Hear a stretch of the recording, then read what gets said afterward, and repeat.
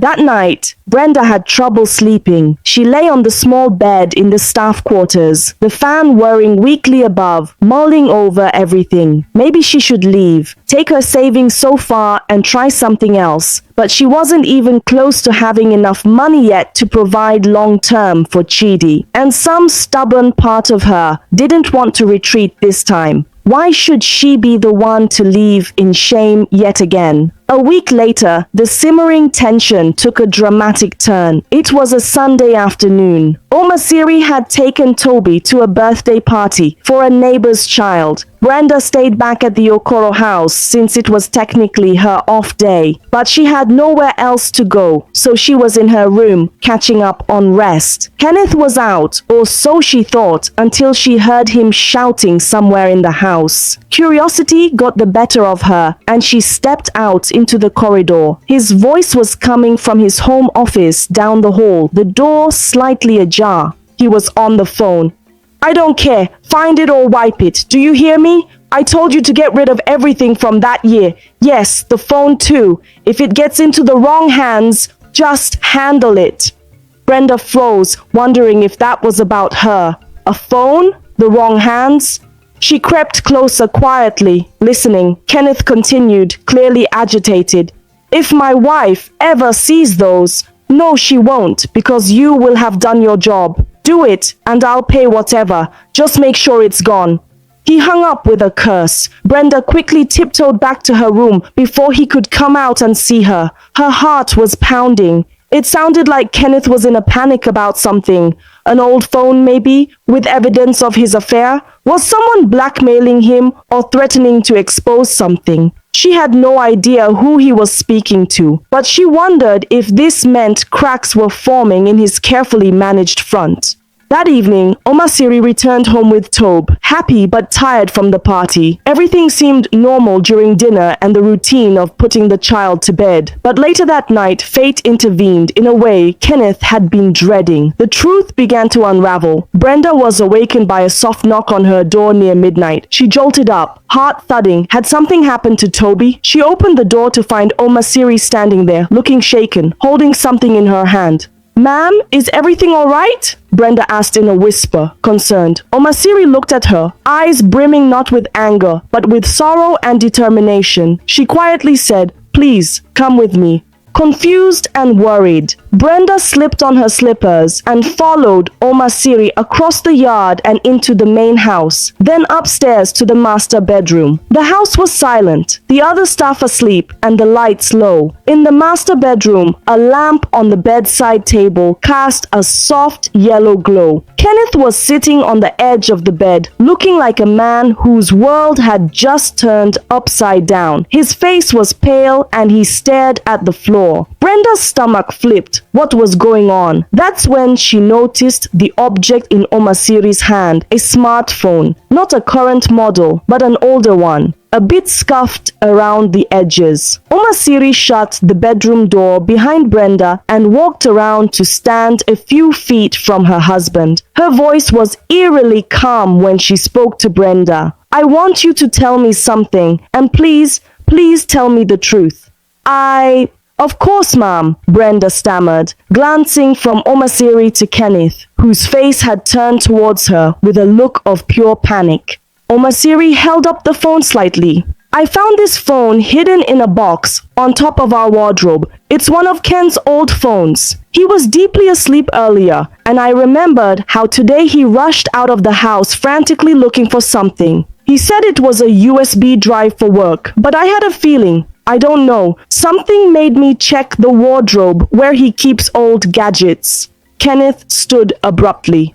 "Omasiri, this is ridiculous. It's late, and you barged in here with the nanny, of all people." "Be quiet, Ken," she cut him off sharply, not even looking at him. Her eyes remained fixed on Brenda. That was the first time Brenda had heard steel in the woman's voice. "I looked through this phone, Brenda. Most of it is wiped clean. But there were some photos, maybe he forgot they were there. Photos of a pregnant woman." Her voice trembled now. "At first, I didn't know what I was looking at, but then I recognized the face.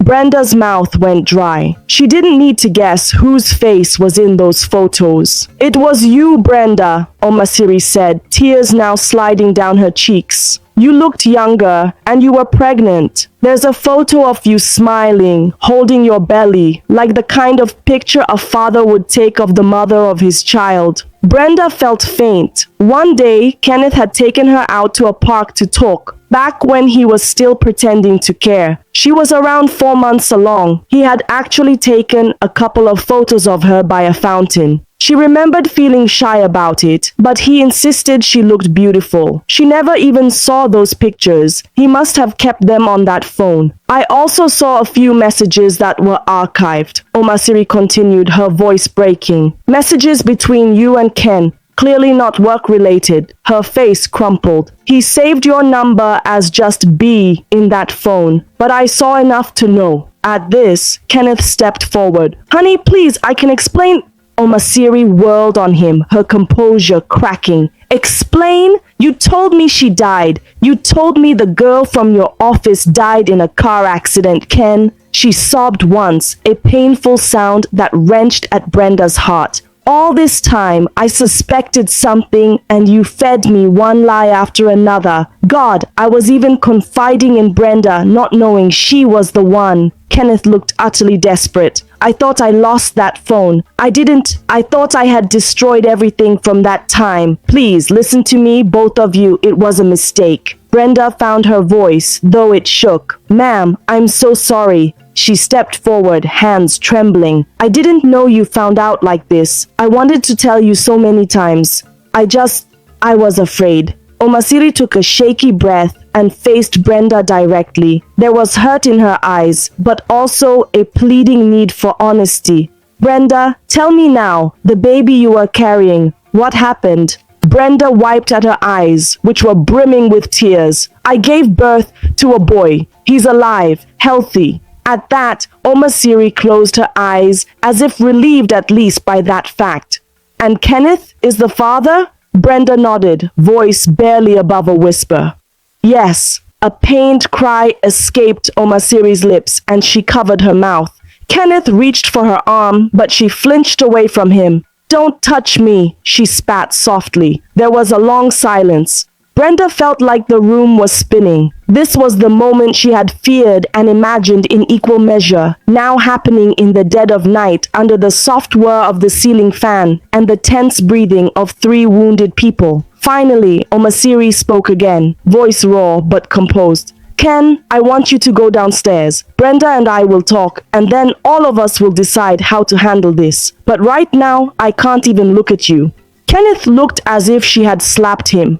He opened his mouth to protest, but something in his wife's gaze made him think better of it. Shoulders slumped, he quietly left the room. As he passed Brenda, he paused as if to say something, but she looked away and he continued out. When he was gone, Omasiri sank onto the edge of the bed, the phone still clutched in her hand, and let out a shaky exhale. Brenda gingerly sat in a chair nearby. For a moment, neither woman spoke. Then Omasiri said softly, How could you bear to work here, in my house, knowing what happened? Tears trickled down Brenda's face. It wasn't intentional, I swear. I was just desperate for a job. I didn't know he was your husband until I was already here, and when I realized, I almost ran away. But I needed the job, and also, a part of me was angry at him. Omasiri nodded, wiping her own tears. She looked at Brenda with such a sorrowful gaze. Tell me everything. I need to know the truth from the start. No more lies, no more secrets. Please. So Brenda told her. In halting words, she described how she and Kenneth grew close at work, how he charmed her, and eventually how they fell into a secret affair. She admitted she loved him, or thought she did, and believed him when he said he cared for her. She recounted the terror and hope of finding out she was pregnant and his initial reassurances. Then the way he withdrew, the firing, the way he insisted she disappear. She did not shy away from describing the pain and difficulty she went through after that. By the time she reached the part about giving birth alone and struggling to feed her baby, both women were crying. Omasiri listened silently through it all, except for an occasional gasp or shake of her head when hearing of particularly cruel actions by her husband. By the end of Brenda's story, Omasiri got up and came to sit beside Brenda. To Brenda's astonishment, she took her hand gently. "You poor girl," she whispered. "You went through all of that alone." Brenda broke into a sob at the kindness. "I'm so sorry," she choked out. "Sorry for everything. If I had known who he really was to you, if I had been stronger to resist him, I never wanted to cause you pain." Omasiri squeezed her hand. "The person who caused me pain is not you, Brenda. It's Kenneth. He took advantage of you and betrayed both of us. You were young and he was your boss. He held the power." She closed her eyes briefly. "I can see now how it happened. You know, since you came, I sensed something about you, maybe a sadness. I even found myself feeling protective of you without knowing why." In that moment, the two women hugged, a tentative but genuine embrace, bonded by the mutual hurt caused by the same man. After they calmed down a little, Omasiri handed the phone to Brenda. "Those pictures, you looked radiant, even though I know you must have been suffering." Brenda scrolled gently through the photos, her heart clenching. There she was, younger and smiling shyly at the camera, hand on her round belly. It brought back a flood of memories. "He took these at a park," she said softly. "Back when he was still pretending, we were even making little plans." Omasiri shook her head, anger flashing now beneath her tears. "He will pay for this," she sighed, trying to steady her breathing. "But we need to be smart. Just confronting him like this, it's not enough. I want the world to know what he did. At least the people who matter to him, his family, his colleagues." Brenda nodded slowly, wiping her face. "He should be held accountable. For me, I want him to acknowledge his son and provide for him. I don't ever want to be with him, God forbid, but our boy deserves support." "Of course," said Omasiri firmly. "He owes you that and more." She drew a deep breath, still returning to her spine. "I can't believe I'm even upright right now. I feel so betrayed, but I'm also strangely calm. Probably the shock." They managed a small, rueful laugh together at that. "Brenda," said Omasiri, her tone serious and resolute, "will you help me bring him down? I can't do it alone. I need someone I can trust now, and ironically, that seems to be you." Brenda felt a surge of purpose, a sense that fate had put her here for a reason. She met Omasiri's eyes. "I'm with you, whatever it takes." They talked in hushed tones for another hour, forming a plan. They agreed not to reveal anything to Kenneth yet about their next steps. He likely assumed Omasiri might kick Brenda out, or do something drastic, but not necessarily scheme together. Instead, they intended to collect every piece of evidence and truth they could. First, they catalogued what they currently had. The old phone with photos and some messages, clear evidence of his affair, and that Brenda was alive and pregnant when he said otherwise. Brenda herself and her baby, living proof of his lies. The earring Omasiri found, circumstantial, but another piece. The note Omasiri found with B, also circumstantial, but still. Most crucially, they had Kenneth's own panicked admission last night. However, that wasn't recorded. They decided to record him admitting things, perhaps by setting him up in a conversation. Omasiri said she would try to prod him into talking the next day while secretly recording on her phone. Also, Brenda mentioned that earlier phone call she overheard about wiping things. If only they could figure out what that was, but likely it pertained to the very phone they now had. Another idea was to involve a confidant of Kenneth's, maybe his close friend or colleague, to witness the truth. But they weren't sure who to trust with a secret like this. Omasiri thought about his elder brother, or maybe his boss at work. It was risky but could amplify the impact. They agreed to first get Kenneth to basically confess, or at least acknowledge the affair and child on tape. That would be the bombshell piece. Then they would confront him in a more formal way where others were present, or at least deliver the evidence to people who mattered to him, like his work. Before they parted that night, Omasiri asked softly, "Your son? What's his name?" "Chidi," Brenda answered with a small smile. "It means God exists." Omasiri returned the smile sadly. "Chidi, how old is he now?" "Almost 1 year," Brenda said. "He's with my parents right now. I haven't been able to bring him here or anything." "You will," Omasiri assured, "and Ken will have to take responsibility." Brenda bit her lip. "Do you want to see a picture of him?" Omasiri hesitated just a second, then nodded. "Yes, I'd like that." Brenda fetched her wallet from her room and pulled out the small photograph of Chidi at about 6 months old, chubby-cheeked and smiling with 2 tiny teeth. She handed it to Omasiri. Omasiri looked at it, a cascade of emotions crossing her face. Perhaps she saw a resemblance to Kenneth, maybe in the eyes or the shape of the nose. Tears welled up again. "He's beautiful," she whispered, "and he didn't deserve this start in life. None of you did." She handed the photo back carefully, almost reverently.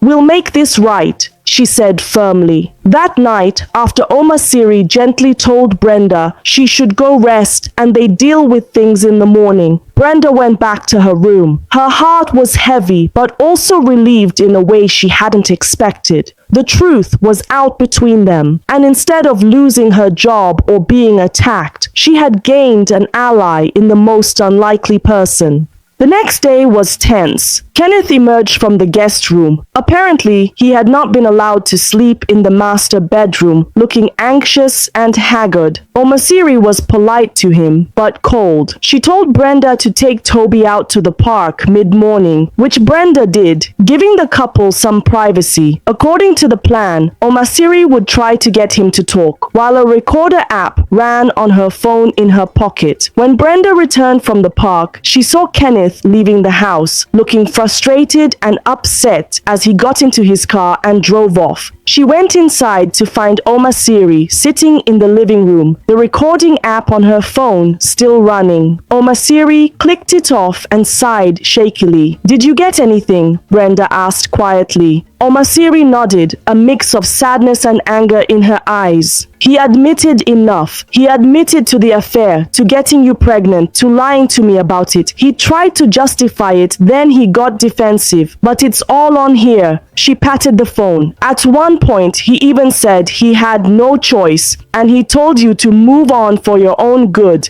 Imagine that." Brenda shook her head, anger flaring again. "Always an excuse."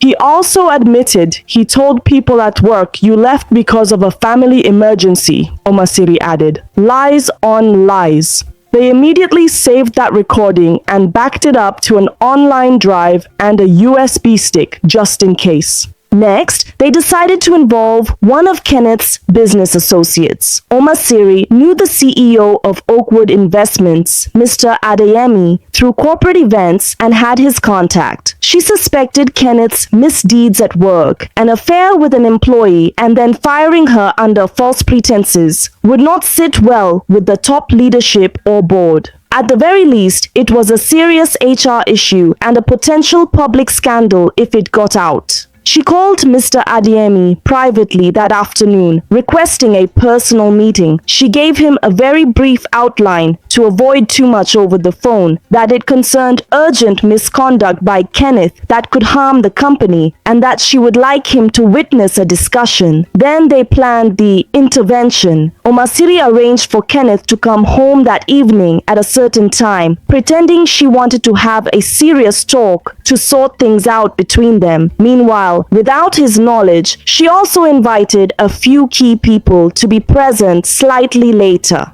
Her older brother, who was a lawyer and fiercely protective of her, Mr. ADEMOYE, the CEO, who agreed to come once he grasped the severity of the issue. Of course, Brenda would be there, and they even considered having baby Chidi present. But since the baby was far away, they decided to use photos and perhaps mention that he could be brought in soon for a paternity test. Brenda did call her mother to prepare to bring Chidi to Lagos if needed in the next days. Her mother was shocked and furious at Kenneth upon hearing a summary of events, but supportive. She agreed to travel with the baby as soon as they wanted. Evening came. Omasiri asked the other household staff to take the night off or remain in their quarters, as she was hosting a small gathering. She wanted privacy for what was about to happen and didn't want gossiping onlookers. She had also arranged for Toby to stay with his grandmother, Kenneth's mother, for the night, under the excuse that mommy and daddy needed to talk. That way, the child would be out of the crossfire entirely. By 7 p.m., Omasiri's brother and Mr. Adeyemi had quietly arrived and were seated in the living room. Brenda was there too, palms sweating, heart pounding. They had set up the room almost like a little hearing. The coffee table was cleared, evidence laid out discreetly. The phone, the note, the earring, printed screenshots of the messages, and a still of the photo of Brenda. Omasiri stood by the mantel, looking resolute, her brother at her side. Brenda sat off to the side on a small chair, feeling both anxious and strangely empowered by the united front they all presented. Right on time, Kenneth's car pulled in. Brenda could see him through the window as he stepped out, straightening his shirt, looking uncertain. He must have sensed something was off, but he likely expected just a tense talk with his wife. He walked in through the front door. Immediately, his eyes went wide at the sight of not just Omasiri, but the small group awaiting him. He froze on the threshold, keys in hand. Oma? What is this? He asked slowly, eyes darting from his wife to her brother, whom he clearly hadn't expected to see, to Mr. Adeyemi, which visibly made him blanch, and then finally landing on Brenda. His face contorted as he realized this was an ambush. Come in, Kenneth, Omasiri said calmly. We all need to talk. Kenneth stepped inside, shutting the door behind him. He stood stiffly, like a cornered animal. Why is my boss here? And your brother? What are you all... His voice was already tinged with panic. And why is she here? He nearly spat the last word, glaring at Brenda. Brenda remained silent, hands clasped tightly in her lap. She felt Omasiri's brother, Chidi, Sr., coincidentally sharing the same first name as baby Chidi, place a reassuring hand on her shoulder. He gave a slight shake of his head, a gesture telling her to let Omasiri lead. Omasiri took a step forward. This is a long overdue reckoning, she said, eyes hard on her husband. We're here to lay out the truth, Ken. The truth about what you did to Brenda, to me, to our family. Mr. Adeyemi, the CEO, looked at Kenneth with disappointment clear on his face, but said nothing yet. Kenneth forced a laugh, though it sounded hollow. This is absurd. You're airing private matters in front of my boss? Of everyone? He shot a look at Mr. Adeyemi, who gave him a grave stare in return. It becomes the company's matter when you violate ethical codes and create potential liabilities, Mr. Adeyemi said quietly. Your wife told me enough. I'm here to listen to the full story. Kenneth's face flushed a deep red. Wife, codes, what? Oma, how could you bring this to my workplace? He looked almost betrayed by that, as if that was worse than anything. Omasiri didn't waver. How could I not? After what you've done, the lies you told? Kenneth's eyes darted again to Brenda, and he scowled. What did she tell you? Whatever she said, it's not what you think. Brenda couldn't hold her tongue at that blatant denial. She stood, voice steady. It's exactly what she thinks, Kenneth. Actually, no, it's worse. She knows everything. Everything, Omasiri echoed. She motioned to the coffee table where the old phone lay. I found your hidden phone, Ken. I saw the pictures of Brenda. I read the messages. I confronted you and you finally told me the truth last night. Chidi, Omasiri's brother, stepped forward then and said firmly to Kenneth, I suggest you sit down and listen.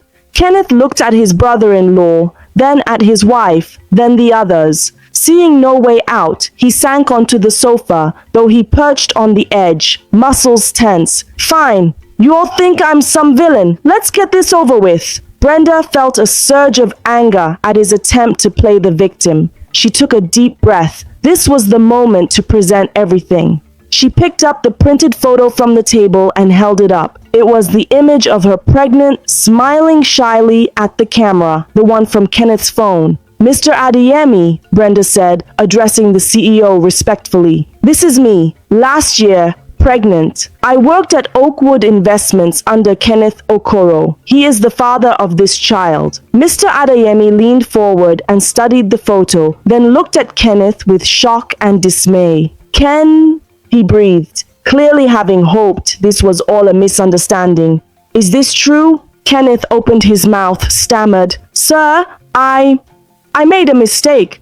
Omasiri interjected. He didn't just make a mistake. He had a months-long affair with Brenda while she was his secretary. When she got pregnant, he fired her and told her to disappear. And then he told me, her voice wavered with anger, that the poor girl had died in an accident to cover his tracks. Mr. ADEMOYE's face went from shock to outrage. Good heavens, Kenneth, this is not just a personal matter. This is a severe misconduct. You had an affair with an employee under your supervision, then terminated her to hide it and lied about her being dead. Kenneth jumped up, agitation pouring out. Yes, I did that, he blurted, raising his hands in a half-placating, half-desperate gesture. I'm sorry. I panicked. I thought I could handle it quietly. I never meant for things to go so far.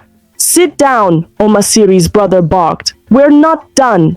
Kenneth sank back down, tears of frustration in his eyes now. What do you all want from me? He shouted suddenly, his composure cracking. I've already lost. What we want, Omasiri said sharply, is accountability. You will own up to what you've done. Brenda stepped closer and added, Kenneth, you have a son, our son. You haven't so much as seen him, let alone cared for him. That ends now. Chidi, Sr., nodded. Legal accountability, Ken. We're talking child support, a trust fund for the boy, and covering any expenses Brenda had to bear alone because of you. If you resist, we will go straight to court and to the press if we have to. He fixed a very stern, lawyerly glare at his brother-in-law. And trust me, I will make it my mission to see you answer for it. Kenneth put his face in his hands, speaking through his fingers in a muffled, broken voice. I'll do it. I'll do all of that. I deserve it. I deserve all of this. Brenda was somewhat taken aback by how easily he agreed now. Perhaps cornered like this, he realized there was no escape. Or maybe, just maybe, he felt genuine remorse, seeing the ruin he had caused laid out before him. Mr. ADEMOYE, who had been silent for a moment, now said with a heavy sigh, Kenneth, I think you know that from the company's perspective, this is a nightmare. You've put us at risk. Frankly, I see grounds for immediate termination of your employment for violating so many codes of conduct. But given your service, I will allow you the dignity of resigning. Kenneth lifted his head, eyes red. Sir, please, my career is all you have left? Omasiri finished for him bitterly. Whose fault is that? Mr. ADEMOYE stood. Ken, I'll expect your resignation letter first thing tomorrow. If I don't receive it, I will proceed with telling HR to terminate you for cause. Either way, you will no longer be working at Oakwood Investments. He then turned to Brenda and his face softened. Ms. Phillips, on behalf of the company, I'm truly sorry for what happened to you. I was unaware of any of this. If you are open to it, we would like to discuss a settlement for the wrongful termination and any hardship caused. Brenda nodded quietly, relieved to have someone acknowledge the wrong that was done. Thank you, sir. He then looked to Omasiri. Mrs. Okoro, or perhaps I should just say Omasiri, I'm deeply sorry you've had to endure this. You are a strong woman. If there's anything I or the company can do to support you, please let me know. Omasiri managed a polite nod. Thank you, Mr. ADEMOYE. But this is a personal matter now. Understanding, Mr. ADEMOYE gave one last disappointed glance at Kenneth, then picked up his hat. I'll see myself out. Take care, everyone. Once the CEO left, the room was silent except for Kenneth's quiet sobbing. The mighty man, who had towered over both women's lives, was now crumpled, face in hands, crying. It was a sad, pathetic sight. Omasiri's brother cleared his throat. Well, Ken, you've heard the plan. You provide for your son by law. You accept that your marriage is over, he said firmly, looking at his sister, who nodded. And you live with the consequences of your actions. Kenneth looked up, stricken. Oma, you're really going to leave me? Omasiri's eyes sparkled with tears, but her voice remained firm. What did you expect? That I'd stand by you after this? After knowing you not only cheated, but left an innocent girl to suffer and told such outrageous lies? There's nothing left here, Ken. You destroyed it. He stood again and started to approach Omasiri on unsteady feet. Please, Omasiri, I love you. I was weak and stupid, but I never stopped loving you. I thought about coming clean so many times, but I was afraid to lose you. You lost me anyway, she replied softly, one tear escaping down her cheek. The moment you chose deceit over honesty, you lost me. It just took me this long to realize it. She straightened up and stepped away as he reached out, causing his hands to drop uselessly to his sides. I'll be filing for divorce. Kenneth let out a wounded sound like a hurt animal. Divorce? I deserve it, he whispered, collapsing back onto the sofa. Chidi, Sr., looked at his sister. Do you need me to stay any longer? No, brother. Thank you for being here for me. She gave him a hug. I'll be fine now. He turned to Brenda and gently shook her hand. You take care of yourself, okay? And that baby. Then he fixed a last stern look at Kenneth. We'll be in touch through lawyers, Ken.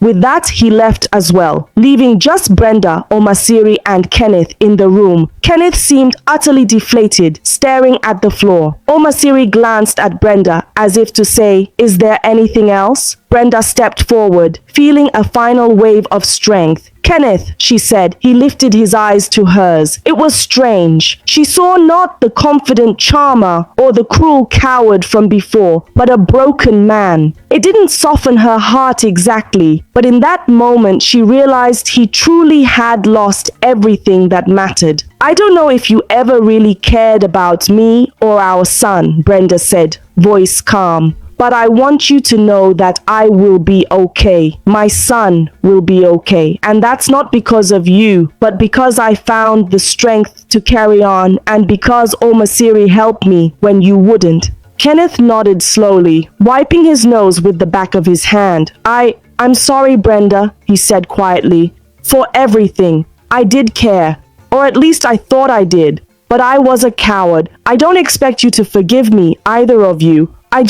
I'm so sorry. He turned to his wife, soon to be ex-wife. Oma, I know sorry isn't enough. I will regret this for the rest of my life. Omasiri looked at him for a long moment. Yes, you will. Brenda felt a slight tug of pity then. Not enough to negate what he had done, but she realized that carrying hatred forever might only hurt her. For her own sake, perhaps one day she would forgive him internally, so she could be free of the burden of that pain. But not today. Goodbye, Ken, she said softly, not sure if it was the right word, but it felt right. It was goodbye to the chapter of her life that included him. Omasiri gently touched Brenda's arm. Let's go. There's nothing more to say. They left Kenneth in the living room, slumped and weeping softly. Out in the warm night air of the veranda, under the yellow glow of the security light, Omasiri and Brenda looked at each other. Omasiri opened her arms and Brenda stepped into them, hugging each other tightly. They didn't need words. Both had been through fire and come out the other side. Burned, yes, but not destroyed. The weeks that followed were a whirlwind of change. Kenneth formally resigned and vanished from the social scene of Lagos, at least for the time being. Word got around quietly about what happened. Some business associates knew the gist, and his reputation was effectively ruined in their circles. He moved out of the family house and into a small apartment. His own family was shocked and displeased with him. His mother especially, who doted on Omasiri, was furious and apologized profusely to her daughter-in-law when she learned the truth. Omasiri proceeded with divorce papers, not interested in any drawn-out reconciliation attempts. She was firm. She retained custody of Tobe, of course, and Kenneth, humbled, didn't fight her on anything. He agreed to whatever terms she set, just to show cooperation. But it was too late to win any goodwill. Brenda stayed at the Okoro house just a couple of weeks longer, mainly to help with Toby as things settled. But everyone knew she couldn't continue as the nanny indefinitely. For one, it would be uncomfortable given the history. Secondly, Omasiri intended to leave Lagos for a little while to clear her head, perhaps travel to London to visit a cousin and take Toby along for a short vacation. They mutually decided it was best for Brenda to move on to her own new life. And thanks to the intervention, that new life was promising. The company, Oakwood Investments, quietly offered Brenda a settlement for the wrongful termination, enough money to ensure Chidi's needs were covered for a good while, and to perhaps start a small business or continue her education if she wanted. Furthermore, Mr. Adeyemi wrote a strong letter of recommendation for her, praising her skills without mentioning the scandal, to help her find a new job. Kenneth, legally, also began to pay monthly child support for Chidi. This was formalized in a legal agreement. He had not yet met the child. Brenda wasn't ready for that, and neither, frankly, was Kenneth. But part of her thought maybe someday, for Chidi's sake, she would allow a supervised meeting. That was a bridge to cross in the future. One sunny morning, with the severance settlement and some of her savings, Brenda rented a modest two-bedroom flat in a decent neighborhood on the mainland. It was nothing extravagant, but it was safe and clean, with running water and electricity most of the time. When not, she had a small generator. Omasiri helped her find it and even paid the agent and first 6 months' rent as a gift. "You deserve a good home with your baby," she said when Brenda protested the generosity. "Please, let me do this. It will make me feel better." Thus, on a bright Saturday, a taxi pulled up to the new flat, and out came Brenda's mother, cradling baby Chidi in her arms. Brenda rushed down the short driveway to meet them, tears of joy streaming down her face. She hugged her mother tight and then took her baby boy into her arms. Chidi, now a bit older and plumper, blinked up at her, then gave a big grin, as if he too understood the happiness of the moment. "My sweet boy," Brenda crooned, covering his face in kisses as he giggled. They settled into the new home. Brenda's mother would stay for a couple of weeks to help her get situated and then return to the village. They set up a little cot for Chidi in Brenda's room. The flat was sparsely furnished, just the basics, but to Brenda it felt like a palace because it was hers and Chidi's, and it was filled with hope. Omasiri visited a week later, just before her trip to London. She arrived with a bag of gifts, some new baby clothes for Chidi, a set of children's books for when he was older, and a pretty framed print for Brenda's living room that said, "Faith, Hope, Courage," in elegant script. They sat together on Brenda's small couch, sipping Maltina, a non-alcoholic malt drink, and watching Chidi play with a rattle on the floor. It was a warm, cordial visit. Perhaps in another universe, they might have been close friends, but in this one, they were something a bit different, supportive pillars in each other's lives after a storm. "I'm flying next week," Omasiri said. "Just for a month. I need to clear my head. Maybe buy some new designs for the boutique. My cousin invited me ages ago, and I think it's the right time." "That sounds good," Brenda said. "You deserve a break to get away from all this." Omasiri gave a small smile. "What about you? Any plans?" Brenda glanced at Chidi, who was trying mightily to chew on his rattle. "I have an interview," she said, pride in her voice. "Next week, at a consulting firm. It's an admin assistant job. Your friend Mr. Adeyemi helped connect me." "That's wonderful, Brenda," said Omasiri. "I truly hope you get it. And if you need me to watch Chidi during the interview, I can arrange that." "My neighbor Auntie Basira already offered to help that day," Brenda replied. "But thank you." Omasiri reached over and gave Brenda's hand a squeeze. Look at you. A few months ago, you were at the brink, and now you have a home, a future. Brenda squeezed back, emotion filling her. Because you helped me. I can never thank you enough. Omasiri shook her head. We helped each other. I was drowning in lies and you pulled me out with the truth. She sighed, then added, It still hurts, you know. I won't pretend I'm just fine, but I know I will be. I have my son, my work, and my dignity. And I have peace now, not wondering every day if I'm crazy for sensing something was wrong. Brenda nodded. The truth. As painful as it was, it set us free. They sat in comfortable silence for a bit, just the cooing of the baby and distant sounds of Lagos traffic through the open window. Finally, Omasiri stood. I should go, lots of packing to do, but I wanted to see you both first. Brenda stood too, gently picking up Chidi so Omasiri could properly say goodbye. To her surprise, Omasiri cradled the baby and gave him a kiss on the forehead. Be good, little one. You've got a brave mama, you know that, she said softly to him, and Chidi gave a toothy smile as if in agreement. She handed him back to Brenda, then the two women embraced warmly. Take care of yourself, Omasiri, Brenda whispered. You too, Brenda. We'll talk soon. As Omasiri walked to the door, she turned back one last time, as if about to say something more, but then just gave a little wave. Brenda waved back, and then she was gone. Standing there with her son in her arms, Brenda felt a mix of gratitude and melancholy. Life was funny. Here was the wife of the man who betrayed her, now a sort of ally, possibly even a friend in some distant way. Who could have imagined? But she didn't dwell on it too long. The future beckoned. A few days later, Brenda dressed in a smart blouse and skirt for her interview. She looked at herself in the mirror. There stood a woman who had been through heartbreak and hardship, but who refused to be defeated. She adjusted the collar and gave herself a firm nod. You can do this, she told her reflection. You've come this far. The interview went well. In fact, a week later, she got the call that she got the job.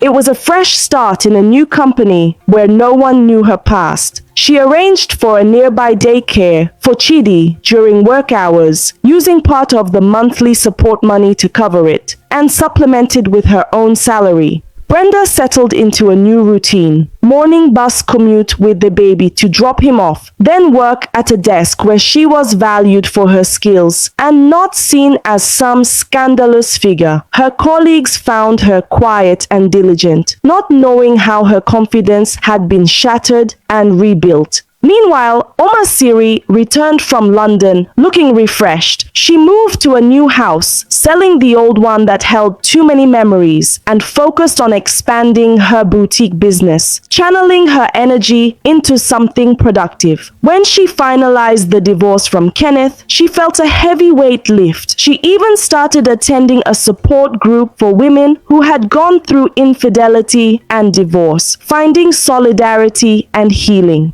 Kenneth Okoro faded into the background. He attempted to start a consulting business on his own after resigning, but with the whispers about his character, he struggled to find clients. He remained cordial with Omasiri only in matters regarding their son Toby, visiting him under supervision on scheduled days. As for baby Chidi, Kenneth sent money but hadn't met him yet. In his quieter moments, Kenneth wrote letters, one to Omasiri, one to Brenda, pouring out apologies and regrets. Whether or not those letters ever got sent, neither woman knew. Brenda never received anything directly from him except the mandated payments, which was fine by her. One weekend, Omasiri and Brenda happened to run into each other at a public park. Omasiri was there with little Toby, who was running around kicking a ball, and Brenda was there with Chidi, who she had taken out for some sun. They greeted each other with surprise and warmth. Toby curiously came over, and Brenda introduced herself properly to him as the auntie who used to take care of him. Toby, not fully understanding, just shyly said hello. Omasiri got to see Chidi again and marveled at how he was trying to toddle on his little legs.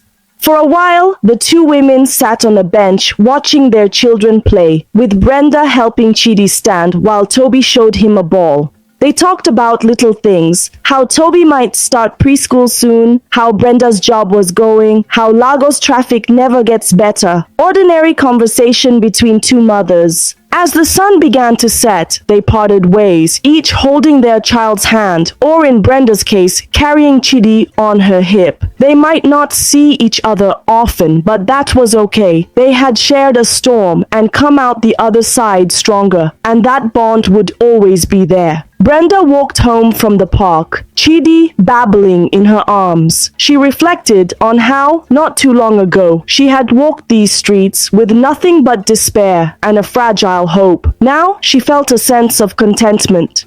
She kissed her son's cheek, and he responded with a happy squeal. At home, after putting Chidi to sleep, Brenda sat at her small table and took out a notebook.